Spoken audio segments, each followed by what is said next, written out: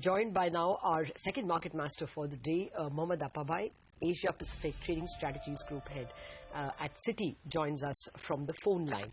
Mohammed, thank you very much for joining us. The Indian markets have scooped in huge amount of gains, and the rally last week itself was absolutely scintillating, 5% higher for the indices, much more so for high beta sectors. What is the trajectory looking in from here on? Do you think even before budget this market can scoop in maybe another 5%? Good morning. Thank you for the opportunity to speak to you.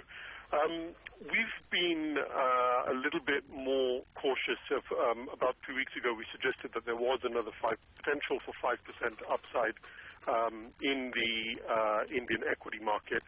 Some of the things that do concern us is the very heavy participation from retail investors. So that means that we could be in a classical distribution sort of phase for the market.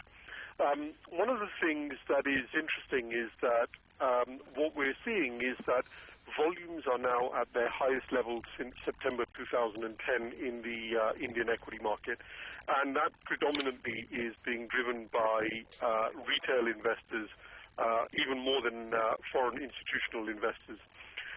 We think that even if the retail were to double their holdings and take them back to record highs for the last 10 years, something like 55 to 60% of that buying has already been done. So we think that there is some room for caution. That's in addition to the caution that we are seeing across the world, really. Some of the markets which are most susceptible to liquidity, something like Japan, Europe, the US, and Taiwan and India also. The RSIs are now extremely elevated. The RSI on the MSCI World is also very, very high. So in this environment, I think it's probably time to take a breather. It's not to say that we're going to have a collapse or anything like that. Certainly the longer-term story for India is a positive one. But I think in the short term, it is the risk-reward is not in your favor. Indian equity markets are now relatively stretched in terms of valuations. And if you are going to be buying, it's time to look at some of the laggards. Mohammed, hi, good morning. So when you say that the risk-reward is not so favorable at this point, is it fair to assume that you are not putting any fresh money into India at this juncture? Yes, I wouldn't be looking to put more money into India right now. I'd be actually waiting for a pullback to come. My view is that what could happen over the summer is that pretty much nothing very much happens at all. Certainly from the foreign investor perspective, we do have the Soccer World Cup, which is starting on Thursday.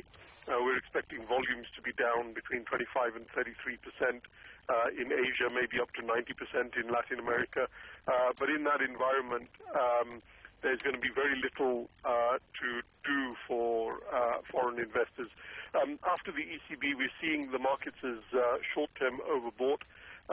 What we are aware of is that the ECB will be providing liquidity, and India is a market that benefits from that liquidity. It's just that liquidity is not going to be coming until at least September. So over the summer, I think it's time to take down positions a little bit, turn a little bit more cautious. The market has run very hard across the world from February onwards. And we've been bullish really on global risk since about the 4th of February. And now what we're doing is we're telling people to take down those positions. There's much better value available in markets like Japan, Hong Kong, China, and Korea compared to some of the markets that have outperformed. Is there any sector that you would advise selling in India, high beta or any sector? Well, obviously the banks have been the sector that has performed the best, and if there is a correction, then that is one of the sectors that is quite vulnerable just from an investor perspective. I think a lot of what is going to happen over the next 4 or 5 weeks is not really going to be very much fundamental driven. I think it's going to be a lot more investor position driven. For example, in India, there isn't really a huge amount now going to happen until we get to the budget on July the 5th, and then the second quarter earnings. So in between now and then, it is likely that people will just book a bit of profit.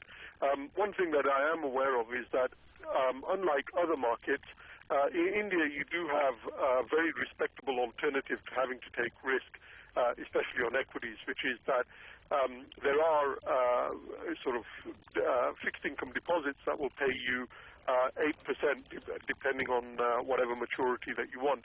Now that provides you with a very real opportunity, and after such a huge rally of nearly 25%, I think investors will be looking to pause. We think that the big support will come in probably around 10% lower than where we are right now, but obviously that will depend on what is happening.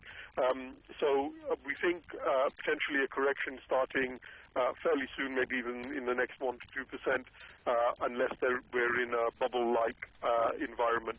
The last bubble that we did see was in Japan, where the market did double before it came down. Again, I'm not expecting anything like that to happen in India, but it certainly provides a cautionary tale of what happens if you chase markets too aggressively. Yes, that is in fact much needed caution, Mohammed, at a time when, there's a lot of euphoria. But you spoke about the valuation concerns, and the MSCI India index is trading at what, 16 times forward, which is more than a 50% premium to MSCI EM index. What is fair value for our markets, you think, and what do you see as the year-end target, or if you have any kind of year-end target for the Indian markets? Oh, year-end for me is far too far away. I wouldn't, I'd refer you to our equity strategists for that. Certainly for me, the time horizon that I'm looking at is in the next couple of months. And again, I'd reiterate that, I'm not arguing for a long-term bearish argument. This is more of a tactical short-term pullback. And in a world of almost zero interest rates, across most of the developed markets, entry levels are going to be very significant for this. So I think that if I'm right and there is a distribution that is happening, then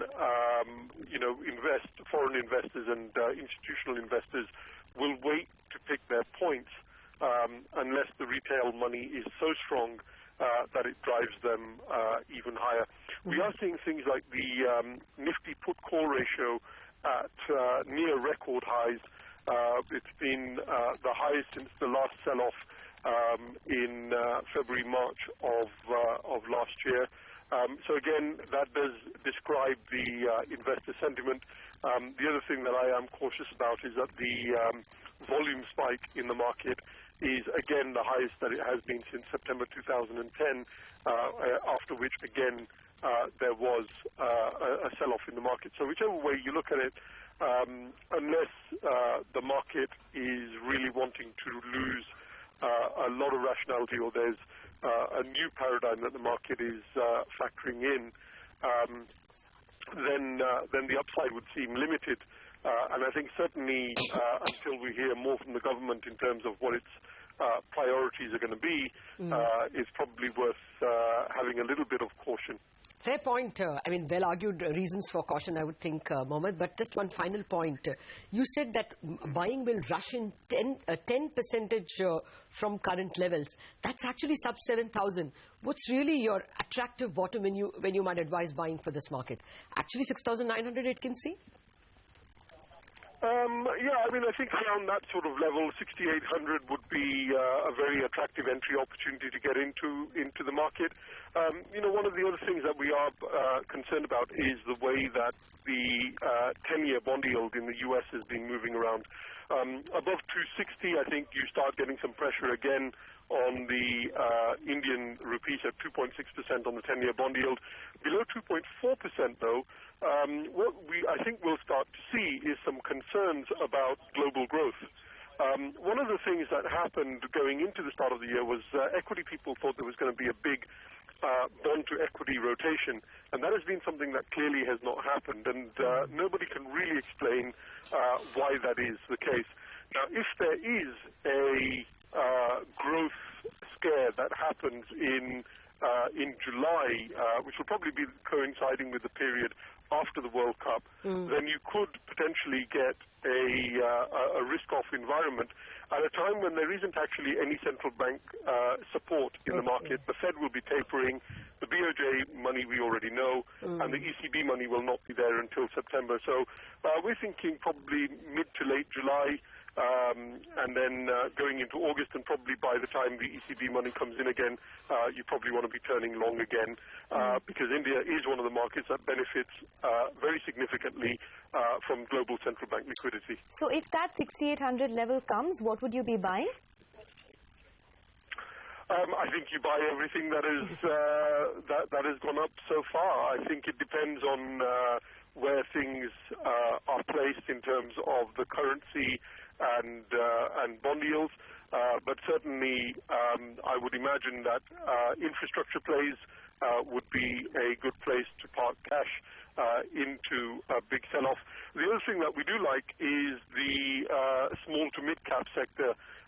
Clearly, they have been hit quite hard as a result of the slowdown in GDP over the last 3 or 4 years, and they have the largest operational leverage. So while the Nifty is at all-time highs, if you look at the small to mid-cap sector that we've been looking at, is still something like 40 to 50% off the highs, with significant leverage to a growth recovery.